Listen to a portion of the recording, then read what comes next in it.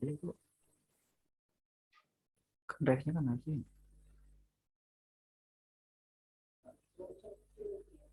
bisa gini lah kecil kali nih.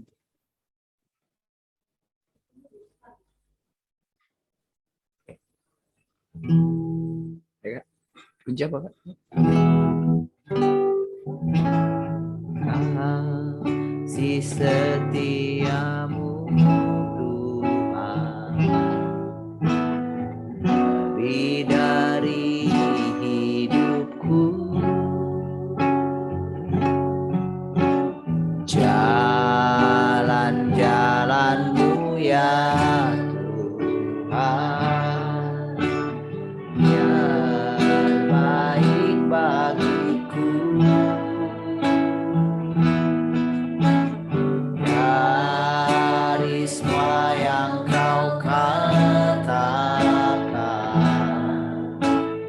ada dustaku temui, dari semua yang kau janjikan tiada yang tak terpenuhi. Andaikan ku harus memilih, tetap hatiku padamu, tak satu pun dapat menggantikanmu. Kau yang berarti bagiku lebih dari semua yang ada. Kaulah segalanya bagiku,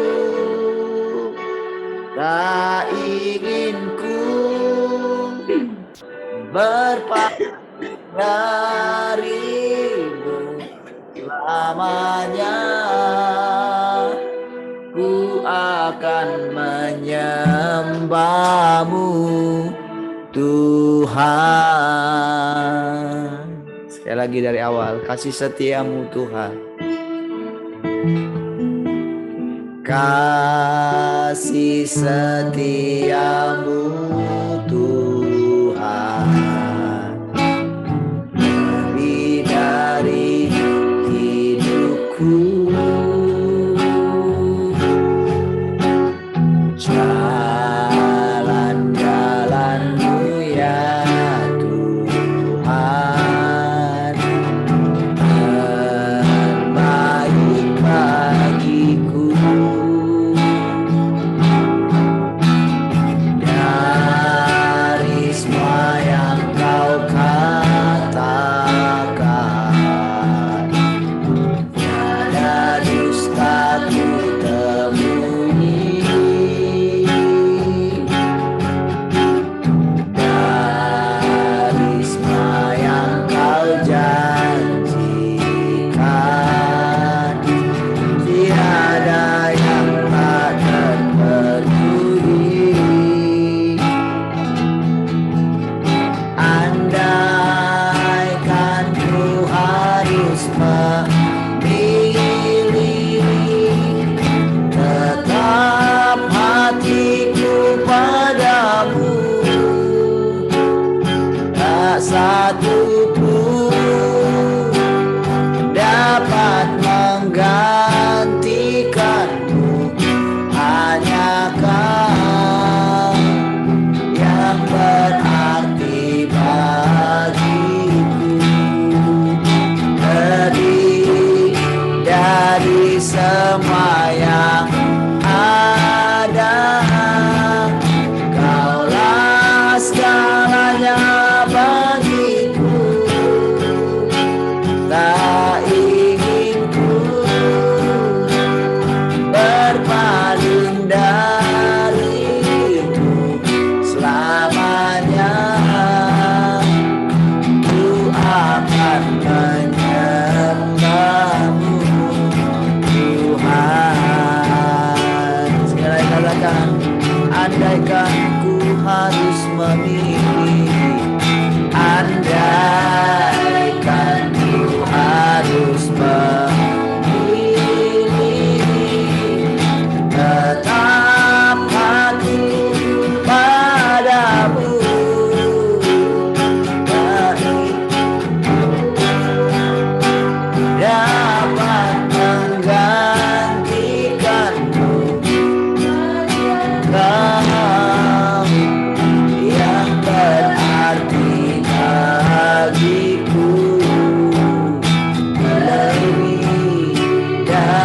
semua yang ada. Kaulah segalanya bagiku, tak ingin ku berpaling darimu selamanya. Ku akan sekali lagi katakan andaikan. Andaikan ku harus memilih, tetap hatiku padamu, tak satu pun dapat menggantikanmu. Kau yang berarti bagiku, dari semua yang ada. Kaulah segalanya bagiku, tak ingin ku berpaling darimu namanya. Ku akan menyembahmu Tuhan.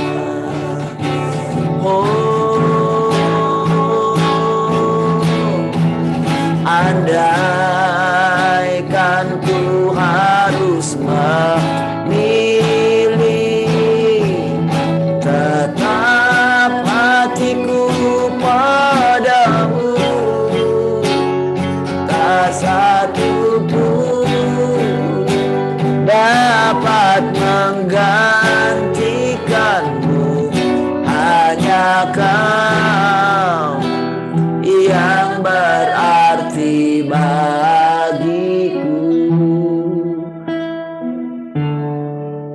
dari semua yang ada. Kaulah segalanya bagiku, tak ingin ku berpaling darimu lamanya. Ku akan menyembahmu Tuhan. Tak ingin ku berpaling darimu selamanya. Ku akan menyembahmu Tuhan. Tak ingin ku berpaling darimu selamanya. Ku akan menyembahmu Tuhan. Tak sedetik pun akan meninggalkanmu selamanya. Ku ada di hatimu Tuhan. Tak sedetik pun akan meninggalkanmu selamanya. Ku ada di hatimu Tuhan. Tak ingin ku terpisah dari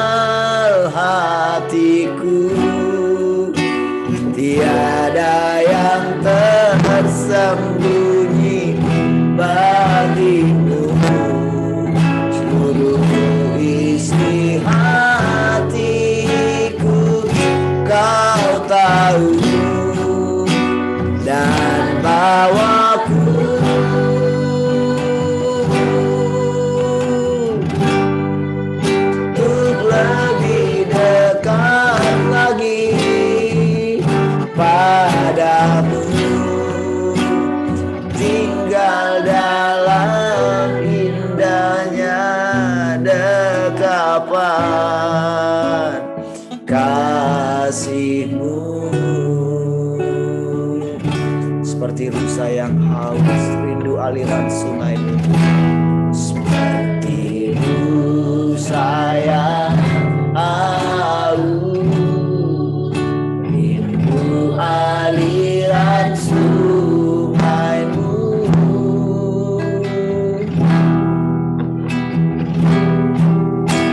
Hatiku tak tahan menunggu. Oh, bagaimana gersang menanti datangnya hujan.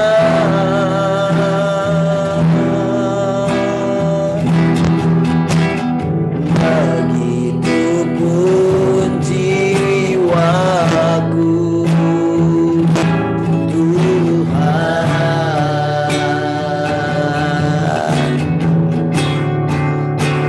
hanya Engkau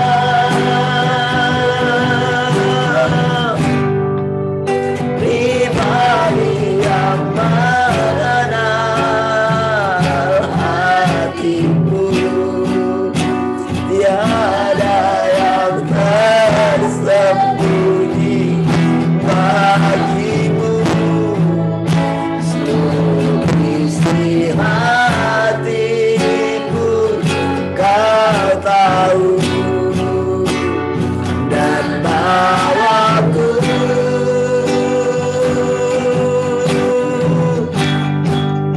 untuk lebih dekat lagi padamu.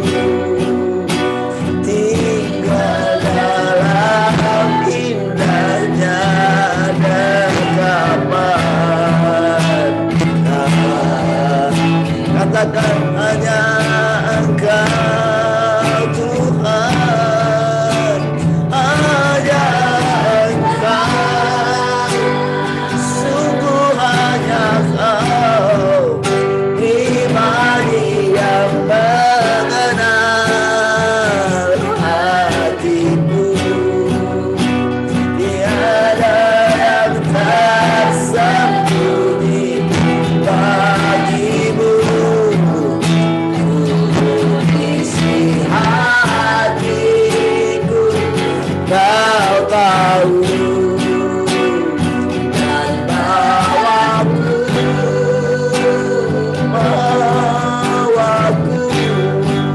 untuk lebih dekat lagi padamu.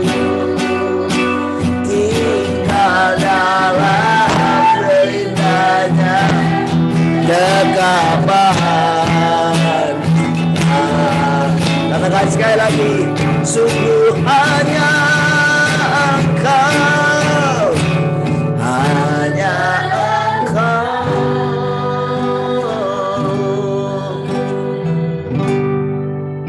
pribadi yang mengenal hatiku. Tiada yang tersembunyi bagimu. Seluruh isi Kau tahu, dan bawaku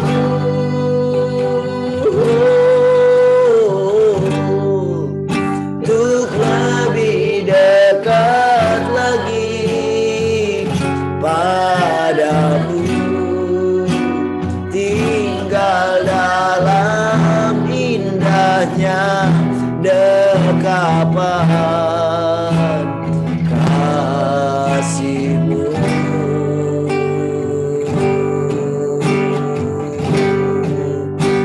Tinggal dalam indahnya dekat, tinggal dalam indahnya dekapan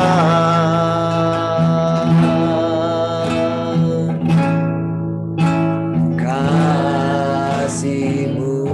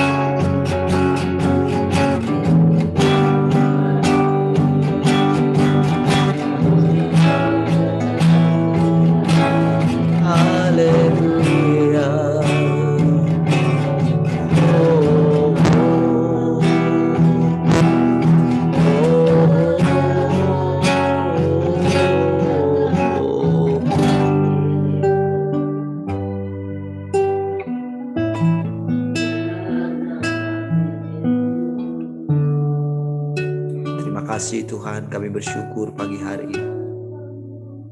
Terima kasih. Kami boleh kembali ada di hadirat. Terima kasih untuk kesempatan yang masih Kau berikan bagi kami.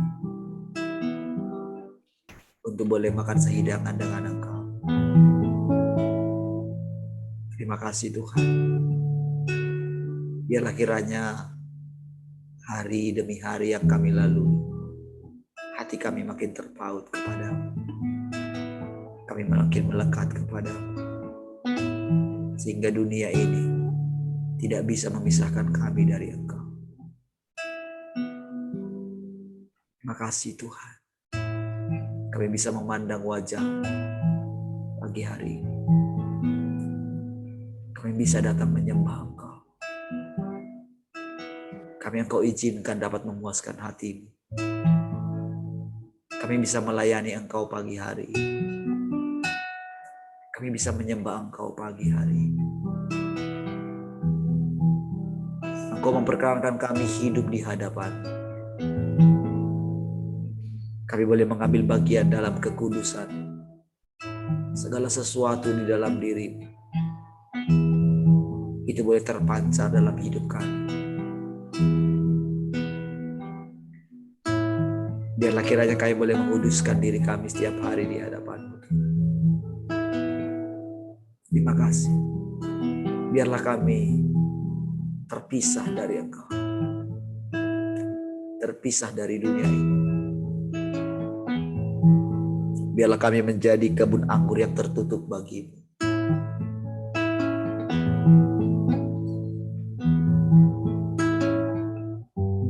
Tuhan, kami ingin mengenal Engkau lebih dalam lagi. Hanya Engkau sumber pengenalan kami.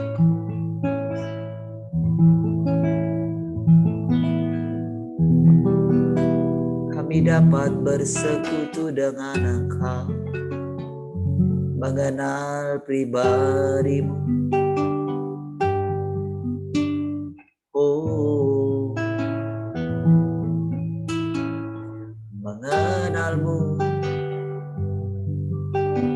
lebih dari segalanya, menjadikan-Mu jadi pusat perhatian kami. Sebagaimana Engkau menjadikan kami pusat pekerjaan-Mu, Tuhan. Tak sehari pun, tak sedetik pun Kau meninggalkan kami. Sebab kami ada di hati-Mu.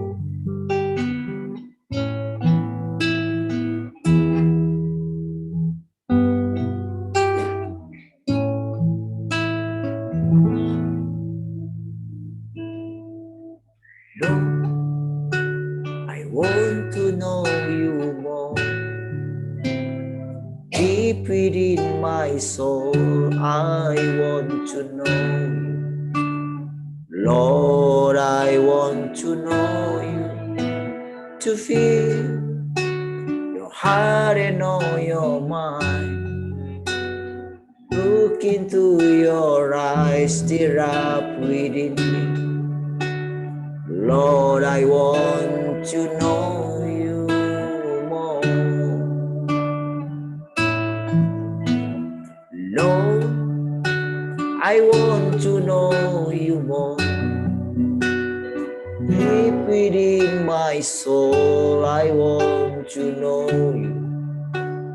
Lord, I want to know You, to feel Your heart and know Your mind.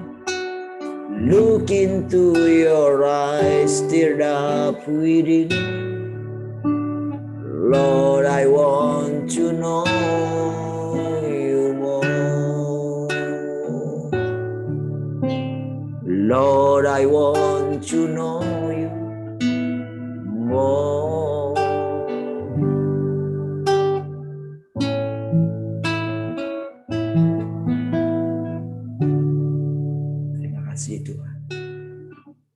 Silakan Engkau mengajari kami mau mengenal Engkau lebih dalam lagi, mengenal jalan-jalan pekerjaanmu ajaib dan mulia. Kami mau menerima pekerjaanmu hari ini. Terpujilah Engkau kekal selama-lamanya. Haleluya. Amin.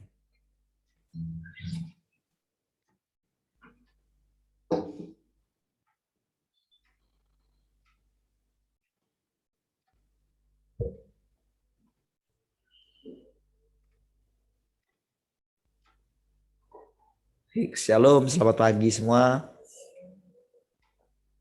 Ya, radio lancar. Zoom juga sudah lancar ya, pakai data ya. Shalom yang di radio. Wah, tumben pagi ini tak ada yang... Adakah? Oh, ada ya. Satu. Shalom, Mak Tian. Shalom, Pak Nanser. Shalom, keluarga Jose. Ya. Sama Alexa, Mak Gwen. Siapa lagi? Itu saja kah? Ya? Gimana? Nggak ada sepertinya. Belum absen ya. Ada 7 orang ya.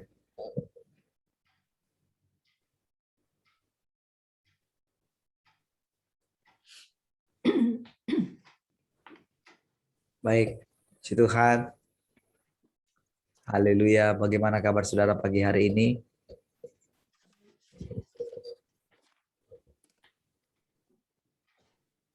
Bagaimana kabarnya pagi hari ini? Luar biasa.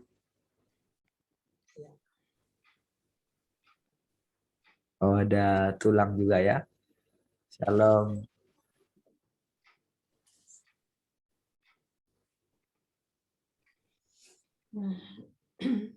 Shalom Pak Dedi. Mana kabarnya pagi ini? Shalom Pak. Luar biasa. Ada yang mau diseringkan? Skip dulu Pak. Skip dulu ya. Baik. Yang lain? Shalom Pak Yabes. Shalom Heni. Gimana pagi ini? Gimana pagi ini? Sehat?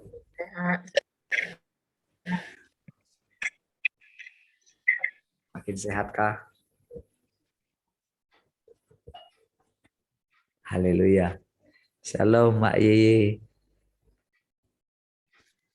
Gimana kabarnya pagi ini?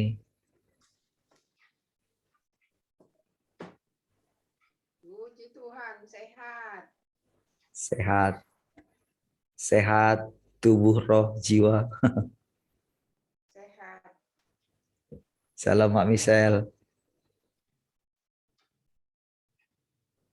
Shalom Bang. Sehat. Sehat. Puji Tuhan.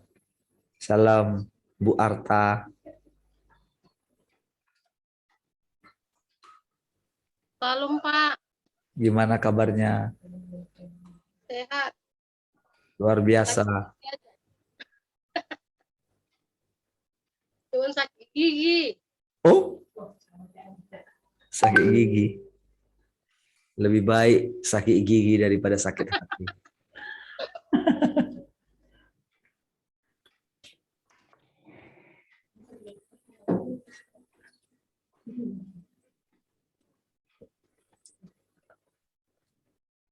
Rahel, shalom. Shalom. Gimana kabarnya pagi ini? Sehat. Puji Tuhan. Sukacita.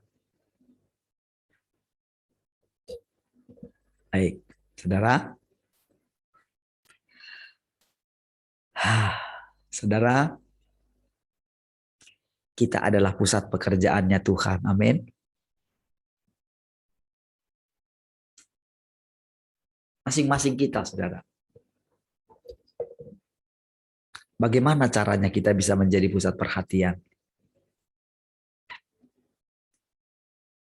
Saudara, pada akhirnya manusia itu punya perjalanan masing-masing di dunia ini. Punya banyak hal di mana masing-masing punya perjalanan hidup ya.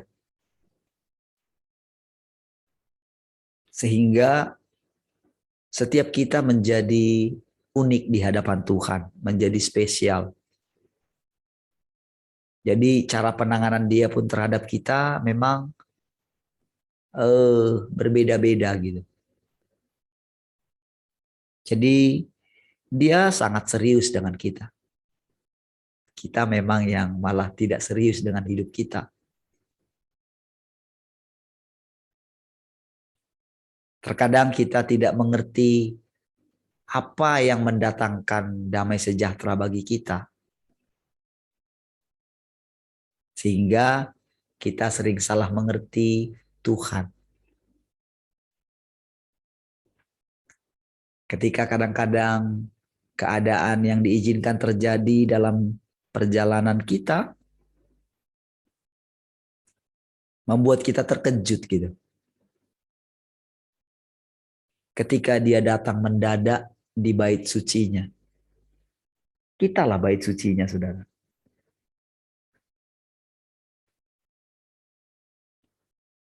Kita ini adalah miniaturnya alam semesta ini juga. Makanya dia sangat concern dengan kita. Kita adalah cerminannya dia. Kita tahu ayat itu, saudara. Bahkan dia melukiskan kita di telapak tangannya. Bahkan firman-Nya berkata, kita ini biji mata Tuhan yang dijaganya. Kita sangat menjaga biji mata kita, saudara. Demikianlah Allah.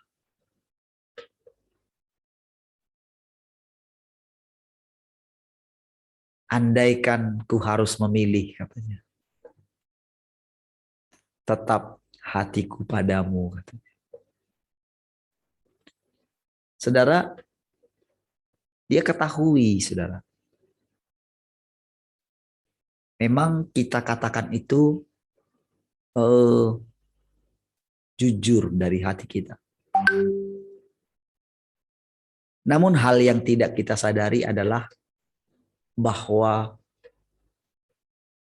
kita tinggal di dunia yang sangat dekat dengan daging kita.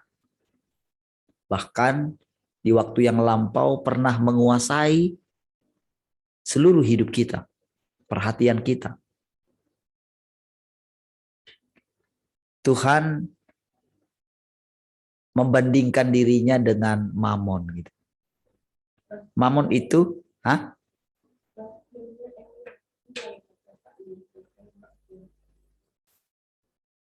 cek satu, sepertinya masih jalan. Mungkin di refresh ya, Pak ya. Diulang lagi. Iya, ini memang, tapi dia masih hidup posisi di sini. Cuman pendengarnya jadi berkurang. Tapi tadi coba-coba mungkin ada 12 gitu, tapi ini tinggal 4. Coba di ini ya. Karena dari IndiHome bilang sudah oke harusnya. Sampai hari ini gitu ya, harusnya sudah oke ya. Coba sambil dicek ya. Saya cek di sini jalan terus, tidak error. Biasanya kalau error di sini baru ini. Masalah pembayaran kita lancar soalnya kan, tidak masalah. Radio juga lancar. Kita ininya ya. Tidak masalah. Oke. Tolong di-refresh lagi ya. Semua. Oke, sudah oke ya. Baik. Oh, sudah oke ya. Oke, baik. Kalau sudah oke, di sini juga harus tambah. Oh ya, sudah oke, sudah 9 ya. Baik. Berarti sudah oke. Sudah 9 di radio. Oke. Baik.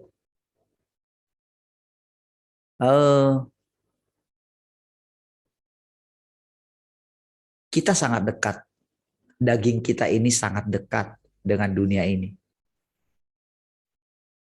Dan dunia ini seperti air bah bagi kita. Bagi manusia. Yang akan menenggelamkan manusia dengan segala kenikmatan yang ditawarkan. Sehingga dikatakan, carilah Tuhan selama banjir belum datang, katanya kan. Carilah Tuhan. Kedatangan Tuhan seperti pada zaman Nuh, katanya. Padahal saudara, Tuhan mengatakan bahwa tidak akan ada lagi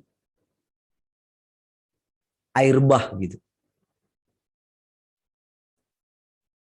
Belakangan saudara, dengan adanya tsunami, orang membayangkan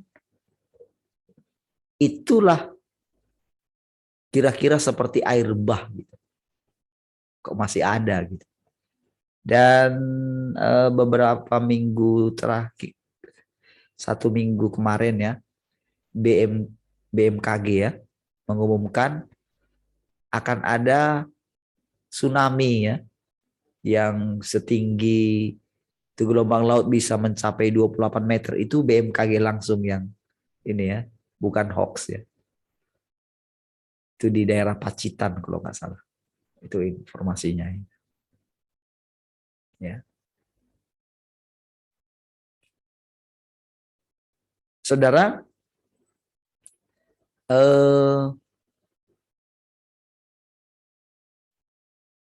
yang dimaksud dengan air bah di akhir zaman itu adalah kemajuan teknologi yang mencapai puncaknya. Keinginan-keinginan manusia yang sudah mencapai puncaknya. Sehingga ini lebih, boleh dikatakan lebih mematikan gitu daripada yang dulu gitu. Karena di satu sisi kita sudah ada di puncaknya. Di puncak daripada dunia ini. Dan memang survei membuktikan bahwa sangat sedikit orang yang sadar gitu. Orang masih sibuk dengan dirinya sendiri, masih sibuk dengan dunianya, mengurusi hal-hal untuk dirinya. Sudah keadaan segenting ini pun gitu. Bahkan Tuhan yang setiap hari semakin jelas menyatakan dirinya. Banyak orang tidak menyadarinya. Orang masih terus menanti-nanti, melihat tanda-tanda gitu. Tidak ubahnya orang percaya seperti orang Farisi. Mereka sadar mereka bangsa pilihan, umat pilihan. Mereka sadar satu-satunya hanya Tuhan Yesus jalan kebenaran. Namun ketika Tuhan yang mereka nanti-nantikan itu datang dalam hidup mereka, mereka cuek gitu. Tidak serius. Tidak menganggap dia begitu penting. Masih tetap ngurusin dirinya sendiri. Ngurusi egonya gitu. Ngurusi hatinya sendiri. Ngurusi pekerjaannya. Ngurusi anak-anaknya. Mengkhawatirkan masa depannya. masa depan anak-anaknya. Padahal Tuhan sendiri sudah ada di dalam hatinya. Di dalam hati kita. Kok masih bisa ya kita tertarik kepada hal-hal dunia ini? Saudara, itu sangat menyedihkan hati Tuhan sebetulnya. Tapi saudara, dengan tekad yang bulat saudara, dia tidak bisa lagi membiarkan terus keadaan ini saudara. Kalau orang Farisi mengatakan, sampai kapan engkau membuat kami hidup dalam kebimbangan? Tuhan bilang sebetulnya sama mereka, apa maksudmu gitu? Bukankah aku terus terang sudah berkata kepadamu, kalau engkau itu katakanlah kepada kami. Tuhan bilang, aku kan sudah bilang, namun kamu tidak percaya. Kok bisa ya? Mereka bertanya, sampai kapan engkau buat kami dalam kebimbangan? Gitu. Lah, macam mana maksudnya? Kan aku sudah bilang, akulah dia. Namun kamu tidak percaya. Nanti akan datang orang mengatasnamakan dirinya. Kamu akan menerima dia. Itulah yang sedang terjadi juga. Tuhan sudah lama datang.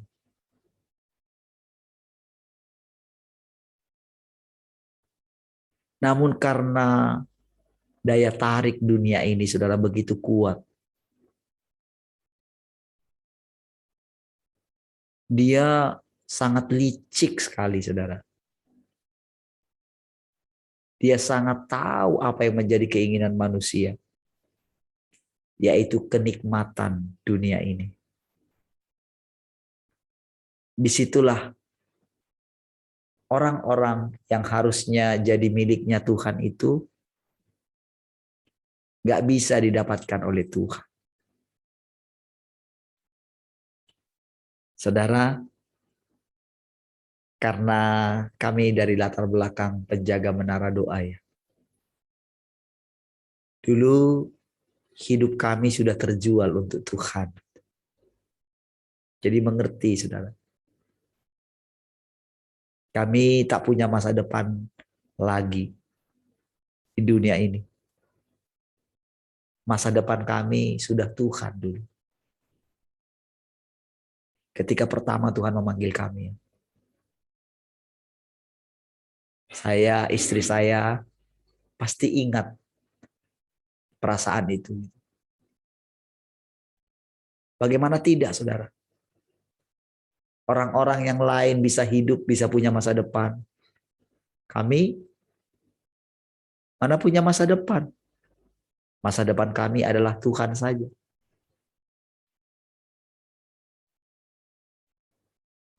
Kami harus melewati masa-masa berdoa, tidak merasakan gairah doa,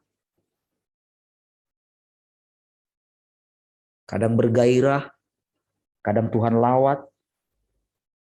Ketika datang banyak orang berdoa, kami bersemangat. Ketika menara doa penuh dengan orang-orang yang berdoa,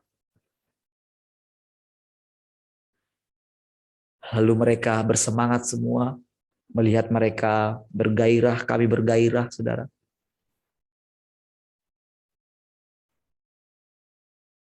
Masa depan kami hanya Tuhan, gak ada yang lain.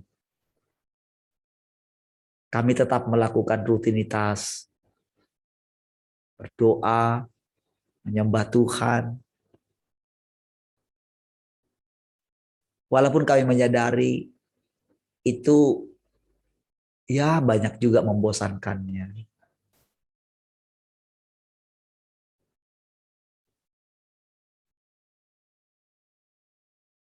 Kami merasa kekeringan juga, kekeringan rohani.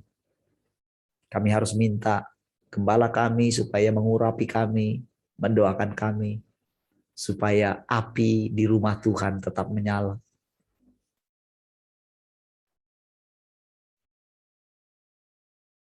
Dan sekarang, saudara, benar-benar apa yang dulu sepertinya Tuhan itu tersembunyi gitu ya. Sekarang Tuhan benar-benar menyatakan dirinya.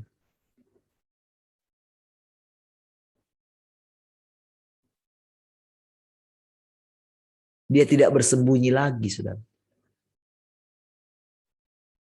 Kalau dulu, saudara, dia menyembunyikan diri, aku akan pulang ke rumahku sampai semua mereka mengaku bersalah dan menginginkan aku. Hosea 5 ayat 15. Sekarang, saudara, dia ada bersama-sama dengan kita. Sejak dulu, dia sudah ada di antara kita. Itu yang dikatakan oleh Paulus. Rahasia ini besar, yaitu Christ is in you.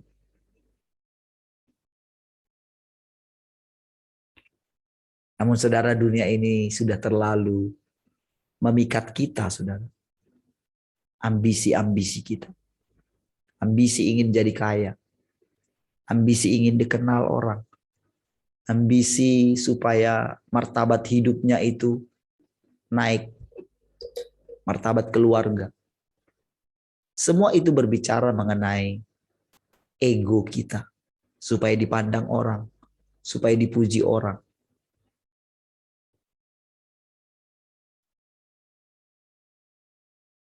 Sehingga saudara, ketika dia datang, ketika waktu pengelolaannya sudah hampir habis, saudara, orang atau umat pilihannya, atau orang-orang percaya, yang sudah percaya bahwa dia adalah juru selamat gitu. Namun dia tahu bahwa dunia ini masih menempel di dalam hati umat pilihannya, yaitu kita semua.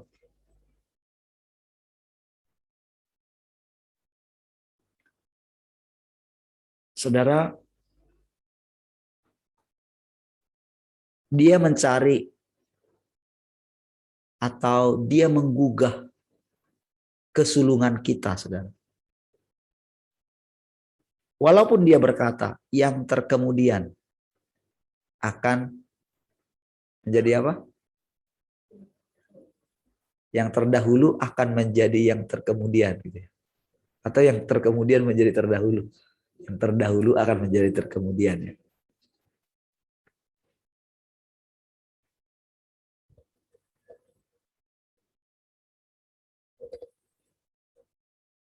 Dia berkata kepada Petrus, kalau engkau sudah insaf, kuatkanlah saudara-saudaramu. Dia mencari orang-orang yang insaf.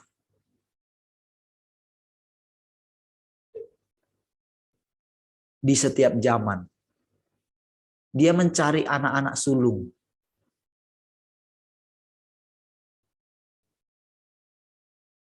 Yesus itu anak sulung.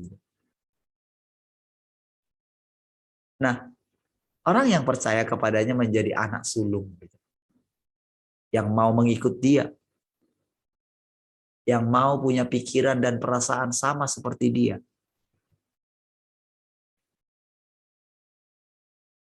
Itu mau dijadikan dia anak sulung.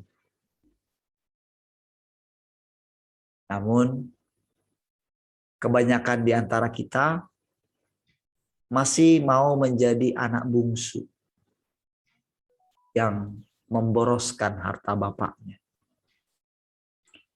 yang mempergunakan segala sesuatu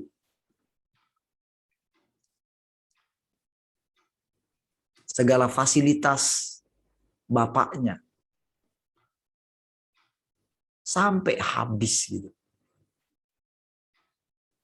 Tetapi saudara, kalau di perumpamaan itu anak bungsu itu sadar, menyadari keadaannya, lalu pulang. Tapi sekarang tidak. Belum sadar-sadar akan keadaannya. Itulah yang terjadi.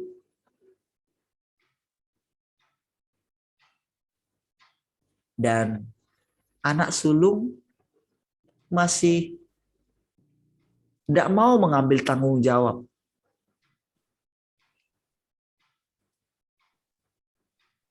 Dia nggak memperhatikan hati bapak. Dia nggak melihat bagaimana bapaknya setiap hari buka jendela, dia lihat. Dia sibuk saja dengan pekerjaan bapaknya. Dia tidak pernah memperhatikan hati bapaknya. Tidak melihat apakah wajah bapaknya itu lagi sedih, lagi murungkah. Dia sibuk saja dengan pekerjaannya. Dia sibuk pergi ke ladang. Aku tidak mau seperti adik.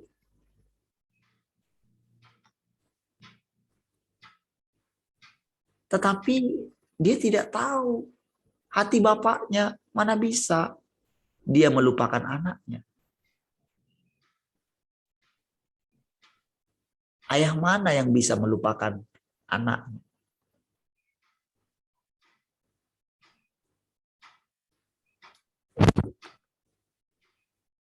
Dia sibuk saja dengan pekerjaannya.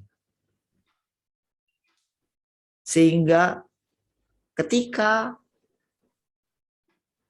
si bungsu sadar dan pulang, si sulung menjadi tidak senang, malah mempersalahkan bapak. Saudara, dalam kejadian itu saudara,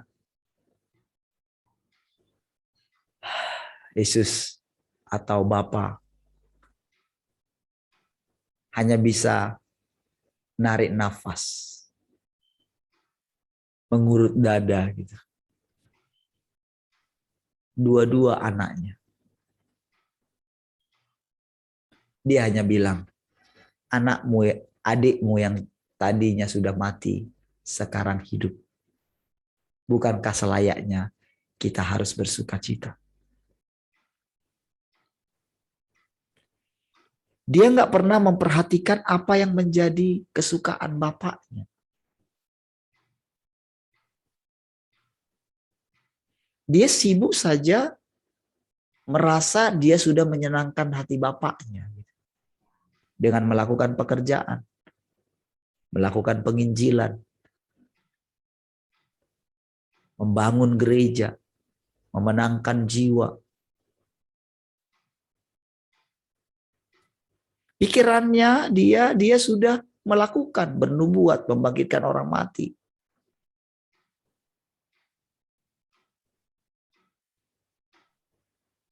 Melakukan banyak hal. Tapi tidak bisa tahu apa yang paling menyenangkan hati Bapak.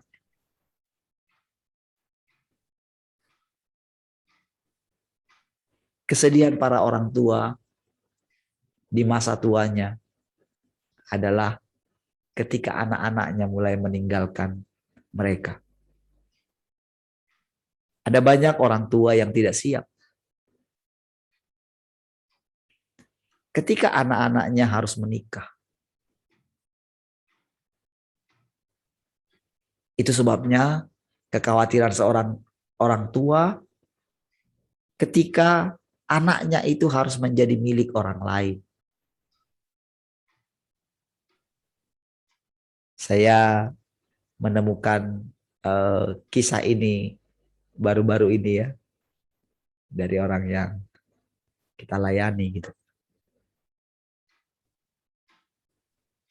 Dan keadaan itu persis seperti adik saya juga. Tapi puji Tuhan, ibu saya bisa lolos ya. Tapi banyak orang tua memang tidak lolos gitu. Tidak bisa lolos. Ntar lagi saudara, ya anak-anak makin besar ya. Dia sudah punya dunianya sendiri. Apalagi saudara zaman zilenial ya. Wah, kita nggak bisa lagi larang mereka. Dunia ini sudah terlalu memikat. Sehingga saudara, untuk kita melepaskan mereka dari dunia ini, kita harus melekat dengan Tuhan.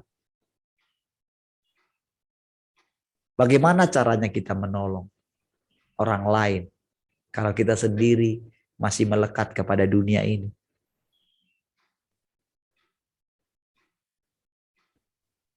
Tadi saudara ketika kita menyanyikan lagu tadi ya, andaikan ku harus memilih.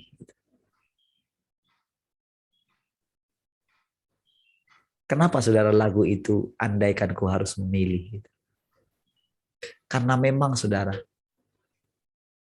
wah dunia ini begitu kuat menarik perhatian kita. Ego kita sangat kuat sekali, sangat tinggi sekali.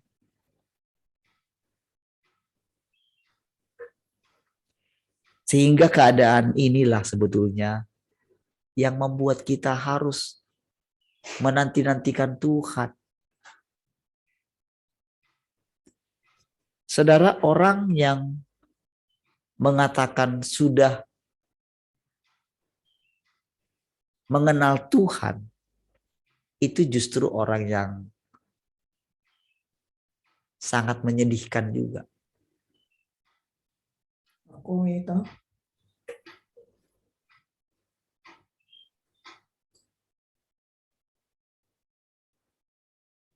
Orang yang berpuas diri. Itu adalah orang yang gegabah menurut Tuhan. Sehingga kalau kita tidak benar hati-hati sekali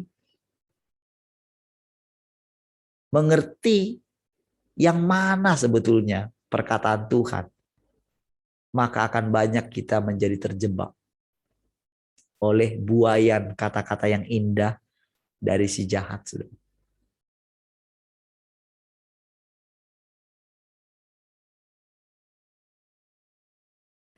Segala sesuatu yang membuat kita puas diri, itu membuat kita nggak benar-benar memperhatikan Tuhan.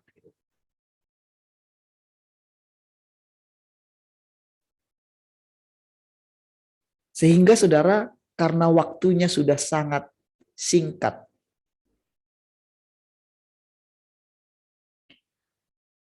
wah dia itu harus, karena dia sangat mengasihi kita saudara. Mau enggak mau saudara, apinya itu harus makin dipanaskan gitu, makin ditinggikan. Ketika apinya ditinggikan, orang teriak-teriak gitu. Pasti teriaknya ke Tuhan gitu. Waktu kita teriak gitu, atau waktu kita pengen kembali kepada Tuhan, pengen mati gitu, aduh dia sedih lagi saudara. Karena aduh kamu gak ngerti dunia kematian, dunia orang mati. Dunia orang mati itu sangat gigih. Ingin menarik orang-orang ke dalamnya.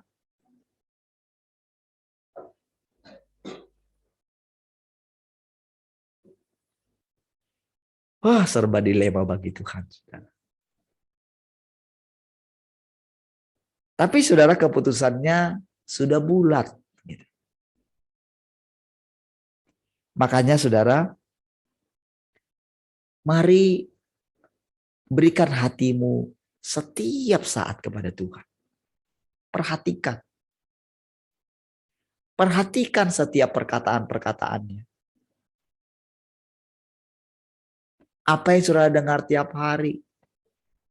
Kalau saudara nggak benar-benar memperhatikan setiap perkataannya, aduh, akan tenggelam saudara. Lewat air bah yang sedang datang.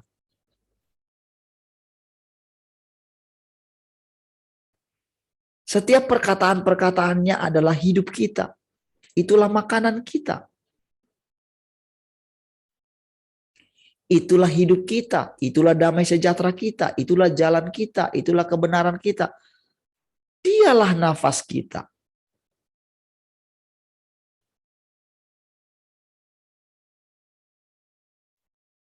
Hidup yang kekal itu adalah mengenal Dia satu-satunya Allah yang benar.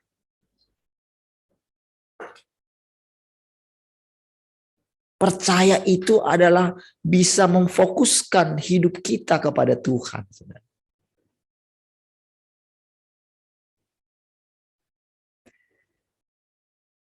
Percaya yang benar adalah kita makin lama makin pintar harusnya.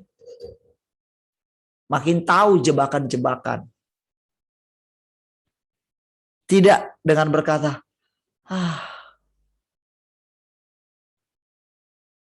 ngikut Tuhan kok rumit kayak gini. Nggak bisa kita punya perkataan kayak gitu sebenarnya. Karena memang Allah itu sempurna. Dia itu luas sekali, kehendaknya itu, waduh, setiap hari. Kadang-kadang saudara, strateginya harus berubah dianya kepada kita. Kadang-kadang ketika dia mengatakan A, begitu dia tahu si iblis mengetahuinya dan dia ubahkan, itu saudara, perkataannya itu atau jalannya itu berbelok gitu loh. Nah, macam mana? Kalau kita jalan terus, ketika Tuhan Yesus mau lewat dari kampungnya orang Samaria,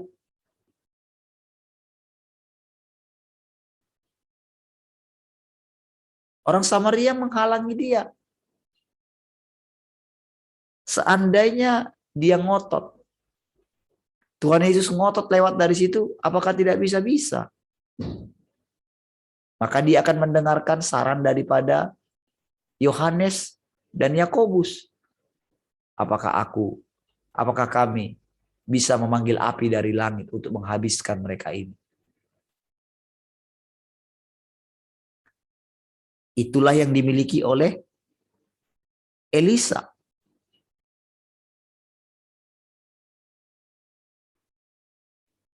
Ketika dia bilang botak-botak gitu sama anak-anak, mati semua anak-anak itu sudah.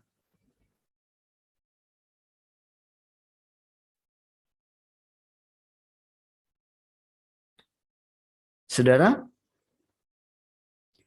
kadang dia ketika dia berfirman, dia katakan begini, wah, si jahat dengan liciknya gitu. Jadi kita ini benar-benar jadi ladang pekerjaannya Tuhan gitu loh. Dia memperhatikan kebun anggurnya. Kita ini kebun anggur yang tertutup. Kebun anggurnya Tuhan. Setiap hari dia memperhatikan. Kalau ada ulat-ulat mungkin. Kalau ada hama. Kalau ada batu-batuan, dia bersihkan terus. Karena apa? Dia menginginkan buahnya.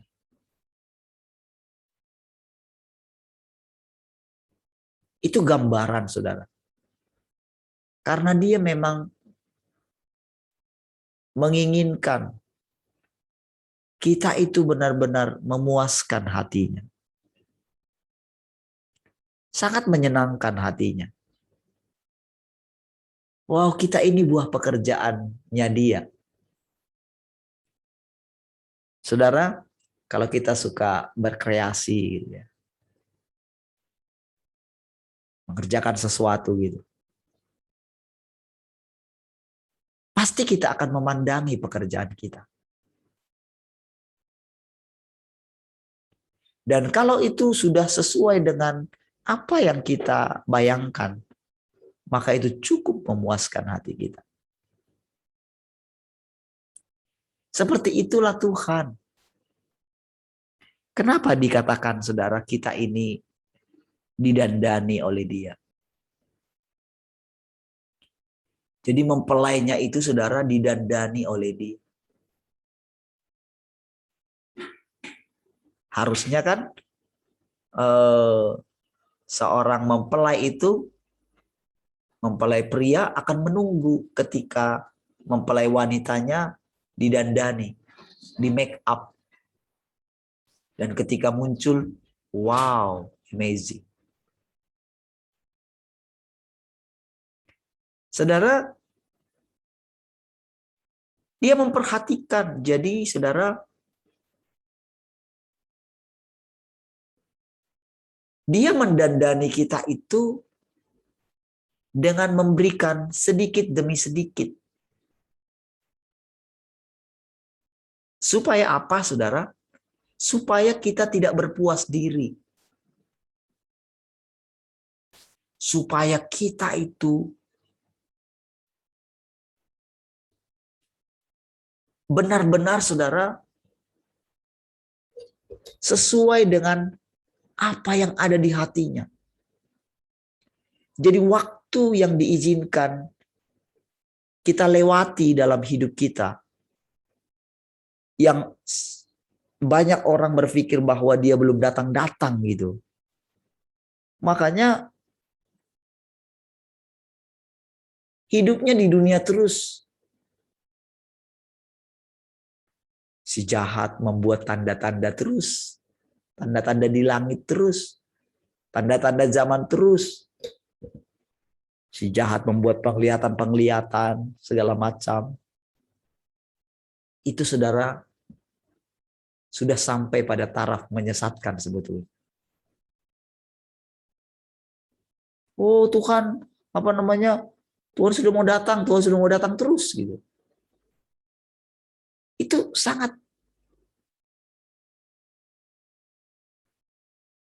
tidak pas sebetulnya dengan yang ada dalam Alkitab.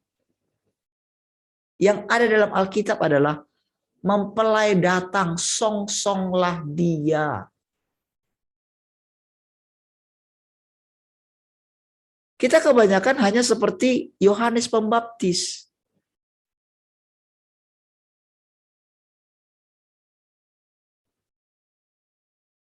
Jadi suara yang berseru-seru terus gitu.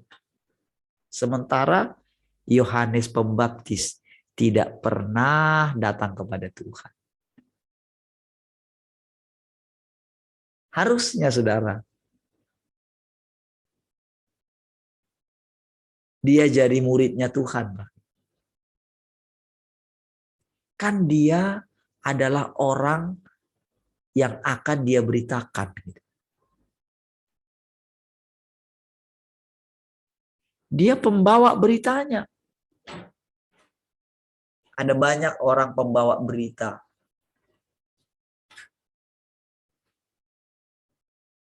Tetapi saudara, bayangkan saudara, berita yang dia bawa, dia tidak ikutin gitu. Dia nggak berjumpa. Padahal dia bilang, akulah suara yang berseru-seru. Padahal dia sudah jelas. Pasti segar dalam ingatannya ketika dia lihat Yesus lewat. Inilah dia, anak domba Allah katanya. Sudah jelas dia dapat pengertian. Tapi kenapa di akhir hidupnya dia ragu?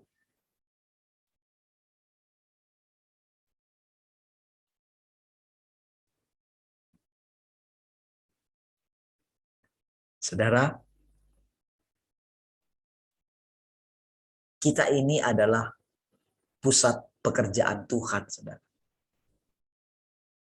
Dia memandang kita, memperhatikan kita setiap hari.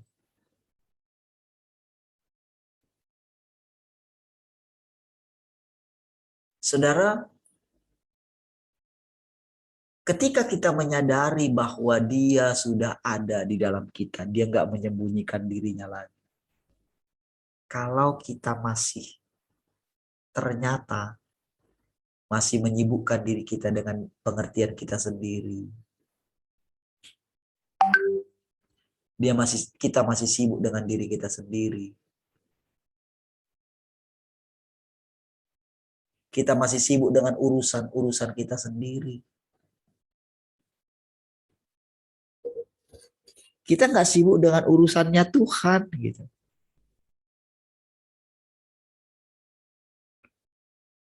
Oh, kita tidak menghabiskan waktu kita untuk Tuhan, merenungkan Dia, perkataannya, memperhatikan dengan detail gitu. Lalu kita memperhatikan sikap hati kita hari ini. Apakah Tuhan sudah memuaskan hati kita hari ini? Apakah kita juga sudah memuaskan hatinya? Apakah kita mendoakan sesuatu yang paling kita butuhkan dalam hidup kita? Kalau kita masih punya permintaan yang berhubungan dengan daging kita, bukankah itu sedang menunjukkan bahwa kita itu belum sadar kalau Tuhan ada dalam kita? Kalau kita masih tergila-gila akan hal dunia ini, bukankah itu membuktikan bahwa Tuhan tidak menjadi pusat penyembahan kita?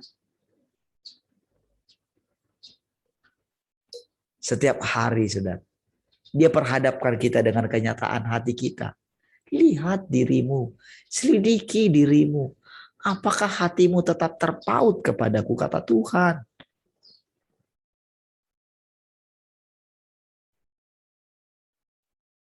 Sedikit demi sedikit Dia berikan upahnya kepada kita. Apakah upahnya? Dia sendiri.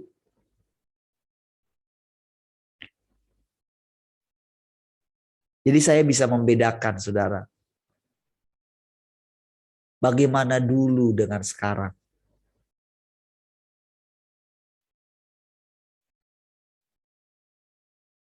Dulu benar-benar saya ingat sekali, saudara. Awal-awal itu, saudara. Tidak punya masa depan di dunia ini lagi. Pendeta kami juga demikian dulu. Dia harus meninggalkan pekerjaannya. Wah, sudah tinggi sekali posisinya di perusahaan yang besar di Batam, saudara. Gembala kami. Tapi dia tinggalkan itu. Dia rela bersama-sama dengan kami. Dia cuma kepala sekretariat dulu.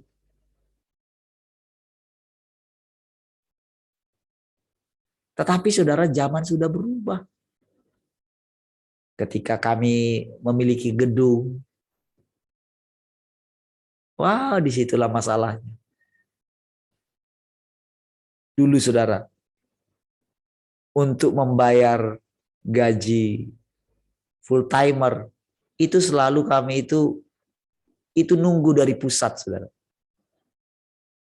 Nggak pernah bisa cukup.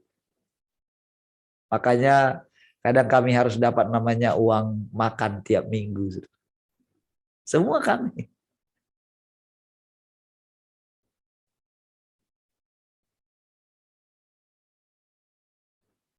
Kalau yang belum berkeluarga sih nggak terlalu mikir lah. Kalau yang sudah berkeluarga, aduh. Dulu saudara nggak bisa punya usaha sama sekali. Kalau suaminya full timer, istrinya nggak boleh jualan, nggak boleh apa. Nggak bisa sama sekali. Kalau kedapatan jualan, wah udah dipanggil saudara. Dulu ada teman kami ya, istrinya jualan kue aja gitu. Waduh, sampai ke telinga gembala, waduh. Tapi saudara, zaman sudah berubah. Sekarang dunia sudah masuk. Persaingan begitu kuat. Tapi tepat pada saat itu, saudara, Tuhan membuat, aduh, kalau kamu terus di sini, wah, binasalah kamu. Jadi Tuhan memanggil keluar. Dan kalau sekarang bisa mengatakan kepada saudara bahwa Tuhan sudah datang dan tinggal di antara kita, dan kita sudah menjamu Dia, dan kita sudah dijamu oleh Dia, kita makan sehidangan dengan Dia, itu bukan muluk-muluk. Memandang Dia. Saudara, kalau orang mengatakan sudah memandang Tuhan, tapi hatinya masih tertarik kepada Tuhan, masih tertarik kepada dunia ini, wah, itu belum memandang Tuhan. Itu hanya melihat sekilas gitu. Yang dia lihat adalah bayang-bayang, bukan Tuhan yang asli. Bukan Tuhan yang sesungguhnya. Kalau dia hanya memandang Tuhan itu sebagai objek yang akan memenuhi kebutuhannya, memuaskan dia, dia belum menemukan Tuhan yang sesungguhnya. Kalau dia belum melihat matanya yang merah menyala, kakinya seperti tembaga perapian, pakai ikat pinggang. Aduh.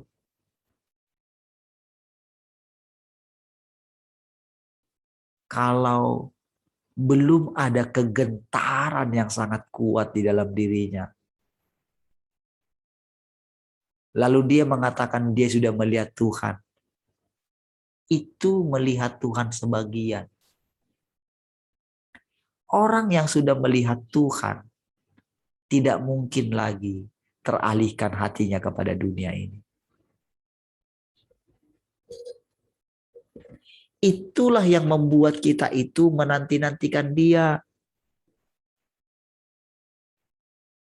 Karena justru si jahat akan membangkitkan banyak sekali benda-benda dunia ini, saudara, untuk menarik perhatian kita. Makanya saudara, setiap hari bagi kita menjadi satu peperangan rohani, saudara. Dan peperangan itu bukan di luar. Peperangan itu tepat ada di dalam kita.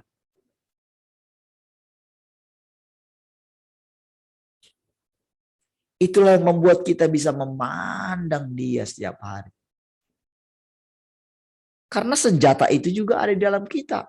Kita punya senjata itu.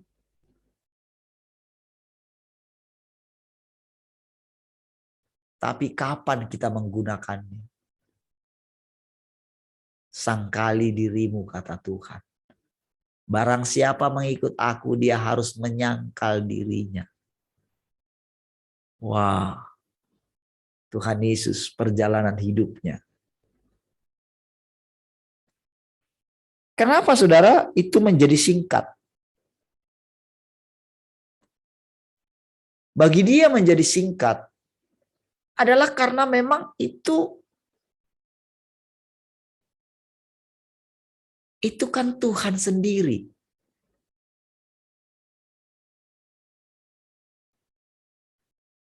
Jadi dia hanya contoh gitu loh. Ini loh, jadi itu Tuhan sendiri yang melakukannya. Tapi kita tahukah saudara, kita ini semua mengalami pekerjaan Tuhan. Jadi sebetulnya kerajaan 1000 tahun, langit baru, bumi baru. Sebetulnya tahukah saudara, itu bukan sesuatu waktu yang akan kita capai. Memang ada nanti waktu, namanya waktu kronos gitu. Tetapi sebetulnya waktu kita itu bukan kronos lagi, kairos gitu. Artinya makanya saudara, kalau saudara perhatikan saudara, langit baru, bumi baru, masih tetap sepertinya ada orang-orang jahat di sana, tidak bisa masuk orang yang tidak jujur ke sana. Di sana harus masuk orang yang pemberani, yang tidak penakut gitu kan.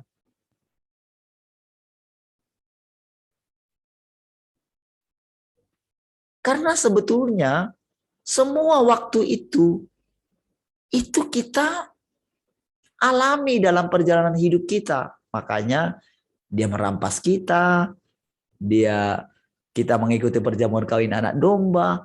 Itu semua dalam waktunya Tuhan, saudara.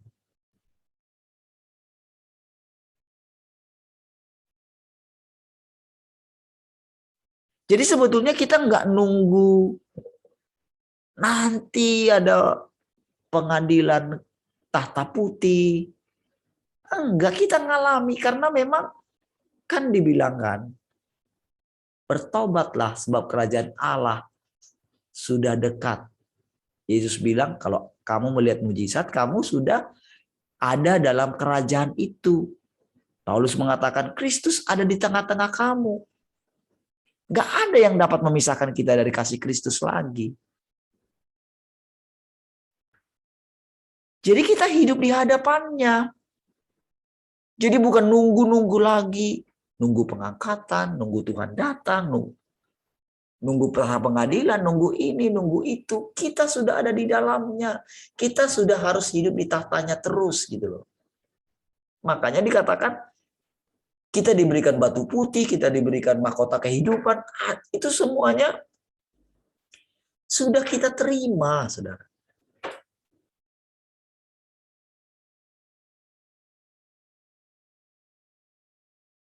Jadi kita sebetulnya harusnya hidup di hadapan Dia setiap hari.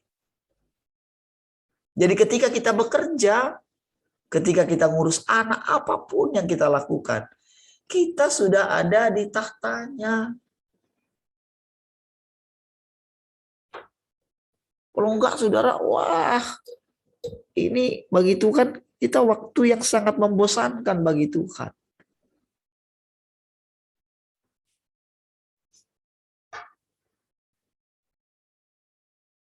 Jadi saudara, sebetulnya kesadaran kita inilah yang sering ditipu oleh si jahat.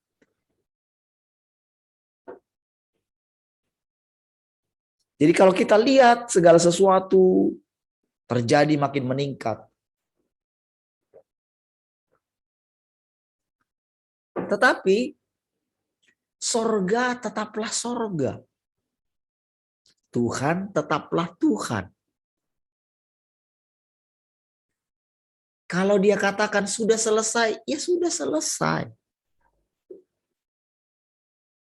Cuma sekarang adalah perjalanan kita tur yang panjang untuk mengenal Dia dan kedalaman hikmatnya, kedalaman hatinya.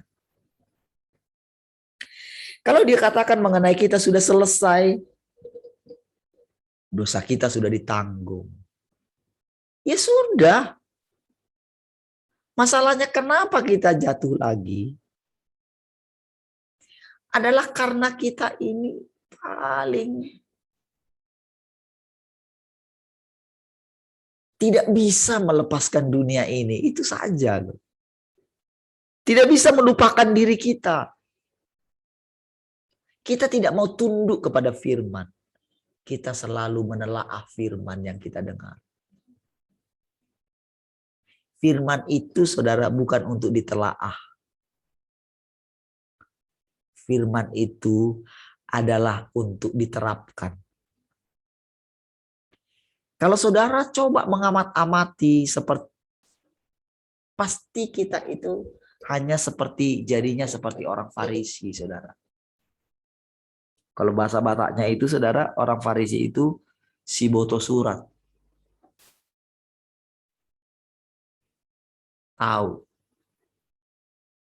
Tahu semua tentang Tuhan, tapi tak pernah menerapkannya di dalam kehidupan.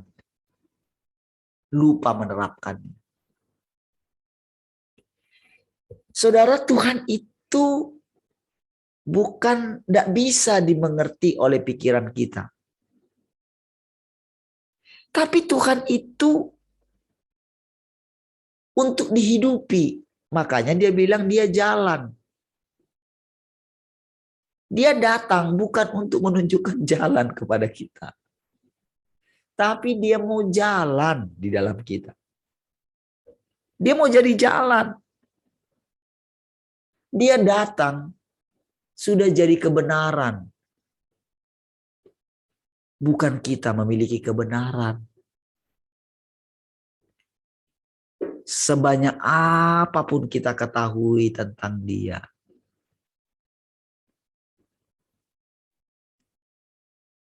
Dia mau kita itu melupakan apapun yang di luar dia.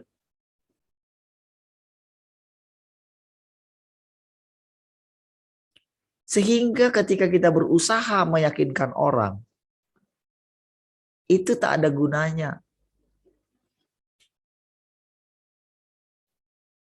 Makanya Tuhan bilang, aku menguduskan diriku untuk mereka. Katanya. Coba lihat saudara ketika Tuhan Yesus bersama dengan murid-muridnya. Sebelum dia pulang ke rumah bapaknya. Stres juga saudara dia dengan murid-muridnya kan. Dia bilang, alangkah bodohnya kamu. Sampai berapa lama aku bersama-sama dengan kamu. Lihatlah saudara.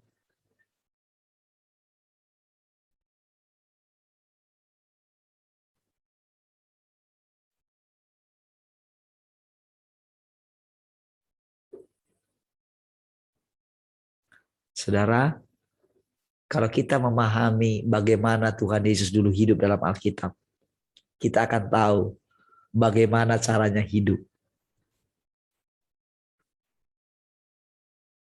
Bagaimana caranya dia hidup di dalam kita. Kita akan mengetahui. Bagaimana dia berkata, aku tidak dapat berbuat dari diriku sendiri. Itu sebabnya saudara, ketika saya mengatakan bahwa dia berinkarnasi dalam saya, segala macam, pasti saudara itu, atau mungkin orang lain yang mendengarkan, pasti bilang, saya sombong. Pasti. Padahal sebetulnya tahu nggak saudara? Itu Tuhan. Jadi begitu Tuhan yang datang, pasti ditolak saudara. Dan semua kita harus menyadarinya. Engkau tidak akan punya teman lagi gitu. Jadi begitu ada orang yang mendengarkan saudara, saudara akan bersemangat cerita.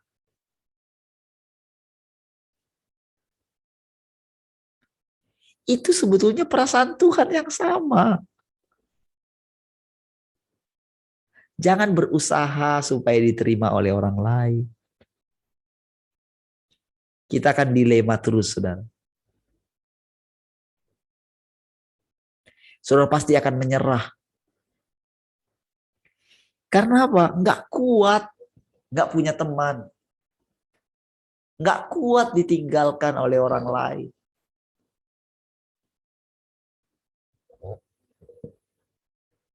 Itulah orang-orang yang mengalami terus masuk ke dalam terangnya Tuhan. Saudara. Dia nggak terhampiri orang lain.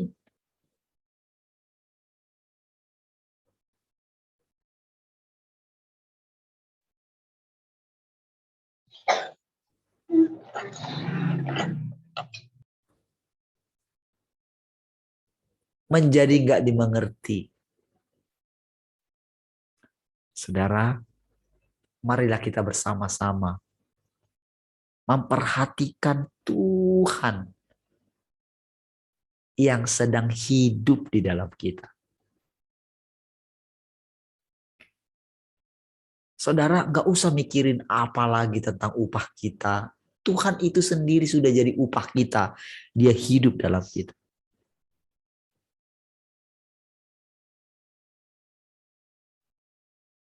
Perhatikanlah. Tertuju saja mata saudara kepada Tuhan. maka dia akan menunjukkan apa yang kita butuhkan hari ini. Jadi kesusahan sehari cukuplah untuk sehari. Kita harus tetap dalam posisi seperti itu. Mana nggak boleh ditinggalkan, nggak boleh disimpan, saudara. Nanti busuk dia.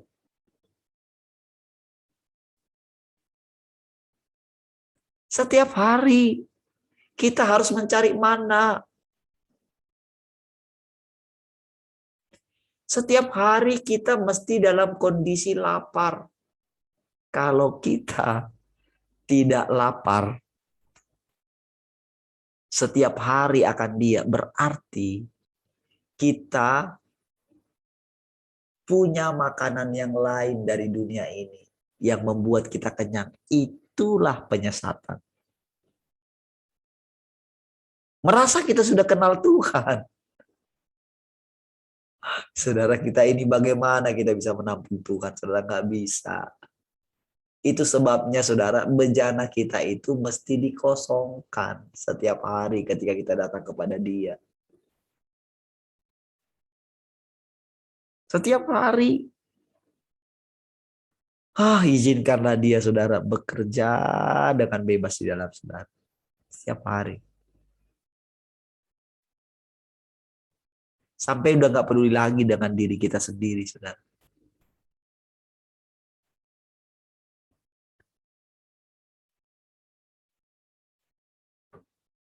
Sampai Dia adalah pusat perhatian kita.